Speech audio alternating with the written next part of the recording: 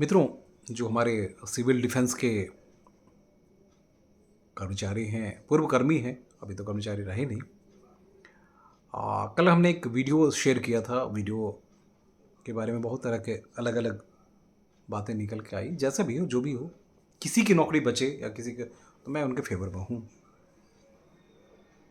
आज का अपडेट सिर्फ ये बताने के लिए मैं अभी आया हूँ कि सिविल डिफेंस वालों की परेशानी तो फिर से बढ़ गई है।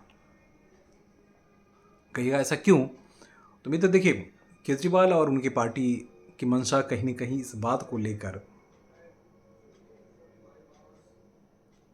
शंका के घेरे में रही कि जब बैठक हो जाती है, यानी विधानसभा में आप सत्र में अगर उस एजेंडे को शामिल करते हैं तो उसको कैबिनेट का अप्रूवल देते हुए उसको बिल के रूप में पेश करके और एलजी के पास भेज देते। लेकिन ऐसा हुआ नहीं, आपको पता ही है। वैसे विधानसभा सैनिटाइज नहीं हुआ। विधानसभा सैनिटाइज नहीं हुआ। सैनिटाइज मतलब इस सत्र में समापन अभी तक नहीं की गई। कल फिर से बैठक है। कल लेकिन सदन के नेता नहीं होंगे। कल सदन के नेता क्या चुने जाएंगे? नए सदन के नेता क्या होगा ये देखना दिलचस्प होगा। 22 तारीख को हाउस की बैठक है ना?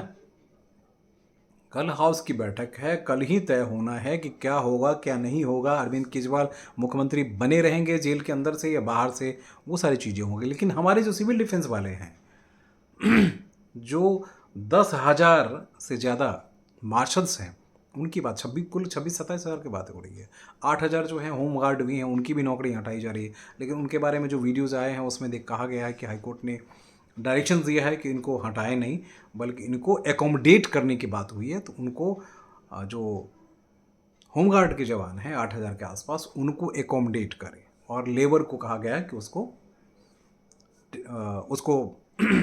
आप देखिए, देखभाल करिए और उनके देख रेख में ही सारी चीज़ें हो। तो ये अच्छी बात है। कम से कम होमगार्ड वाले, क्योंकि लगातार हमारे चैनल पे उनकी टिप्पणियाँ आती थी कि मेरे लिए भी कुछ कीजिए। डीटीसी बसों की हम बात करते हैं। डीटीसी बसों में भी चर्चा हो रही है कि डीटीसी बस के जो पुराने कार्यकर्ता हैं या पुराने कर्मी जो हैं या ड्राइवर्स हैं, या बहुत ज़्यादा नाराज़ थे। मुझे पता चला है कि वो शुक्रवार को जश्न मनाने में, क्योंकि केजरीवाल जेल चले गए तो अब उनकी बातें सुनी जाएगी। जश्न मनाने की जो है वो बात उन्होंने करनी शुरू कर दी है।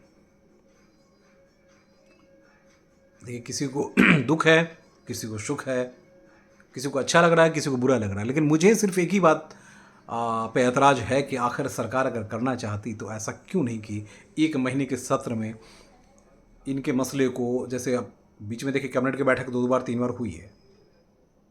हमारे मित्र जानते हो ना जानते हो मैं, लेकिन मैं बता देता हूँ।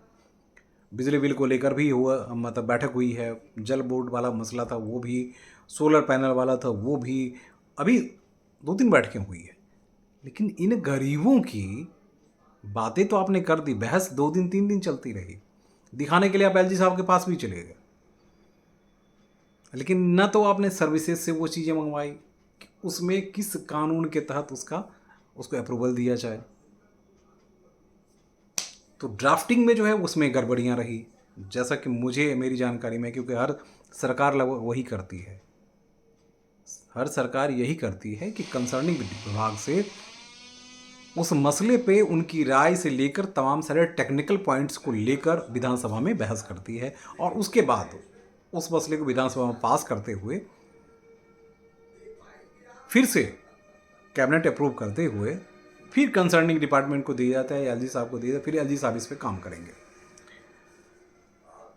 मित्र, कहना ही सिर्फ मैं यही चाह रहा हूँ कि अब तो मुख्यमंत्री जा चुके हैं। 22 तारीख को कल बैठक भी होनी है। अब आप लोग अपना दबाव बनाते रहिए, अब आप लोग अपनी बातें रखते रहिए, अपनी बातें समझाने की कोशिश कीजिए। और उनसे डॉक्यूमेंट, बार बार मैं कह रहा था कि डॉक्यूमेंट अभी तक आप लोगों को नहीं दी गई है। ना ही दिल्ली सरकार के सर्विसेज विभाग में किसी तरह की इन्फॉर्मेशन है, ना ही कंसर्निंग और भी ऑफिसर्स को या डीजीसी वालों को या होम मिनिस्ट्री को, यानी होम मिनिस्ट्री जो दिल्ली सरकार की है, उसको इस तरह की कोई इन्फॉर्मेशन दी गई है।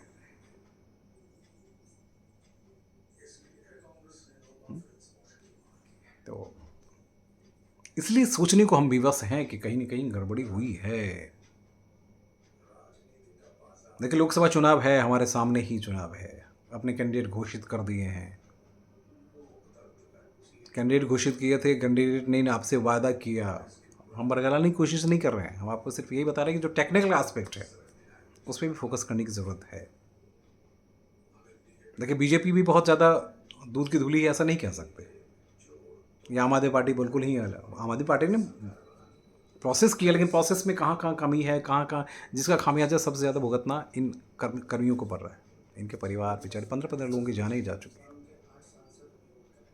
अपने घर में खर्चे कैसे चलाते होंगे सोच रहे हैं। 4-5 महीने से उनको वेतन नहीं मिला, नौकरी से ही हटा दी गई। अब ये अक्टूबर में ही उनको नौकरी से निकाली गई। नवंबर, दिसंबर, जनवरी, फरवरी, मार्च, दिवाली में गई और ये होली की बात हो रही है। कहाँ है, कुछ नहीं। हर दिन बड़ी भारी मन से आते हैं, आके बैठते हैं पूरे दिन इसी उम्मीद में कि शायद सरकार, जैसे जैसे मतलब विधानसभा चल रहा था, हर व्यक्ति एक्साइटेड थे, हर महिला पुरुष एक्साइटेड थे कि इस बार कुछ ना कुछ सरकार कर देगी, जल्दी करेगी। बहस भी हुआ, सब कुछ हो गया। मैं जानता हूँ कि लड़ाई बड़ी लंबी है, क्योंकि यहाँ बीजेपी, आम आदमी पार्टी, सेंट्रल और स्टेट, लेकिन अगर सही मंशा से की जाती है ना, तो कहीं ना कहीं उसका फल भी अच्छा होता है।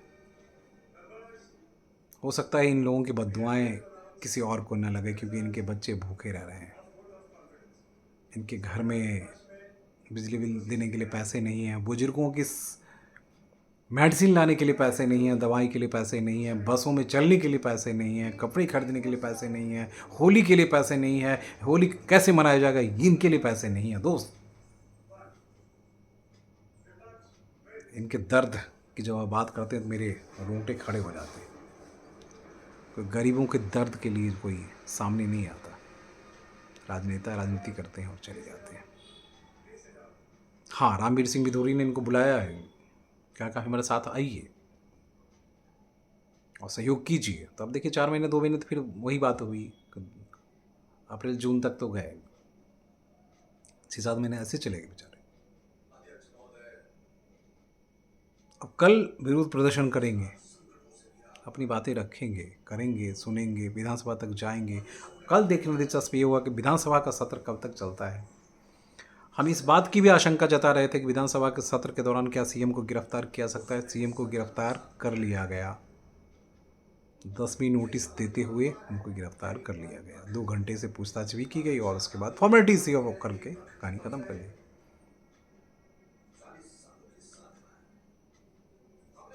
इस प्रदेश में बहुत कुछ हुआ है। इस प्रदेश ने 8 साल में बहुत कुछ झेला है।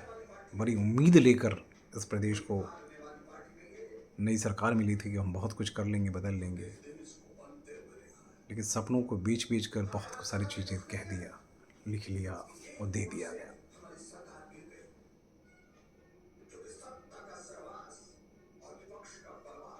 मित्रों, चुनाव का वक्त है। शायद प्रधानमंत्री इनके लिए एक शब्द कह दें इन गरीबों के लिए, क्योंकि 2-2.5 लाख लोग जो हैं इससे प्रभावित हो रहे हैं। और दिल्ली देश की राजधानी है। मैं बार बार कहता हूँ, जहाँ सांस लेने के लिए भी पैसे आपको खर्च करने पड़ते हैं, खड़े होने के लिए भी, ज़मीन पे पाँव रखने के लिए भी आपको खर्च करने पड़ते हैं। 6-7 महीने से घर कैसे चल रहा है वो सोच लीजिए। तो केजरीवाल ने क्या इनके साथ भी छल किया? अब आपकी राय क्या है? आप ज़रूर अपनी बातें रखिए, बताइए, कमेंट कीजिए। कल आखिरी दिन है इस विधानसभा का सत्र का। हम उम्मीद करते हैं कि शायद कल ही सारी चीज़ें हों और उसको एक कैबिनेट का मुहर लगाते हुए फटाफट, क्योंकि जितनी विषयों पे चर्चा हो गई और उसे कानूनी अमली जामा पहनाना है, तो उस पर कैबिनेट की मुहर लगनी चाहिए। और कैबिनेट की मुहर लगने के साथ ही कि कल कैबिनेट की बैठक कैसे हो सकती है, क्योंकि जब सीएम ही जेल के अंदर है। तो इस बात का ध्यान रखिए। हो सकता है बढ़ा दिया जाए तो बहुत अच्छी बात है। बढ़ जाए तो 2-4 दिन बढ़ जाए, लेकिन चुनाव है, चुनाव के दौरान कैसे बढ़ाएंगे, क्यों बढ़ाएंगे, क्या लॉजिक है, क्या तर्क है। लेकिन यहाँ दिल्ली है भैया, कोई दिक्कत नहीं। बजट सत्र है तो भला इनका होना चाहिए, किसी भी सूरत में भला होना चाहिए, मेरा ये मानना है। इसे शेयर ज़रूर कीजिएगा, लाइक कीजिएगा, कमेंट कीजिए, फिर बताते रहिएगा। नमस्कार।